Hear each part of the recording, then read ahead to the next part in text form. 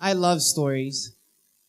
You see, I studied psychology and I came to the conclusion that Jack from Jack and the Beanstalk was delusional, megalomaniacal with delusions of grandeur. I look deep into fairy tales and I can make this judgment with an iron fist. Prince Charming was a womanizer and a polygamist with multiple lovers, capturing the interest of both Cinderella and Snow White, and who knows how many others. I love how a story can make you sink as the protagonist finds himself in danger. I love the stories that we tell when we drink, and I love the stories that I can tell to a female, but most of all, I love the stories that can make you think, have their own revelations, and are subject to different perceptions. I've got a question, and it's about Pinocchio. Question. If Pinocchio were to say that my nose will grow and my nose will grow now, and that were false, then our understanding of the mechanics of how his nose grows would indicate that it would grow. But if he were to say that my nose will grow and it will grow now, and that were indeed true, would it still grow? I did a philosophical analysis on Pinocchio and discovered the manner in which his nose grows is paradoxical.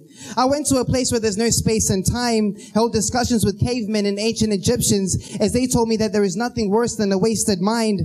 I deconstructed the value of a good story passed from generation to generation. My own grandmother told me stories of segregation, joy, pain, and freedom that I will one day share with my descendants, in the hope that my unborn, born overseas, full or half African son can grow under the African sun, but the damage is done. You see, I want to hear a story and I want to hear it now. I want to hear a story and I want to hear it now. When I say I want to hear it, I need you guys to say now. I want to hear a story and I want to hear it now. I want to hear a story and I want to hear it now. Now, this lady in the front row is going to do it for me. Just her. You guys stay quiet, okay? I want to hear a story and I want to hear it now. I want to hear a story that will stimulate my mind but make your eyes twitch and your inner thigh quiver. I want to hear a story that the Israelites and the Philistines agree on. I want to hear a story that transcends celebrated ignorance and narrow-mindedness. I want to hear a story and hear it from a storyteller and have that storyteller speak it with subtle inclinations in her voice, control of her tone, clauses and pauses that give me just enough time for me to think.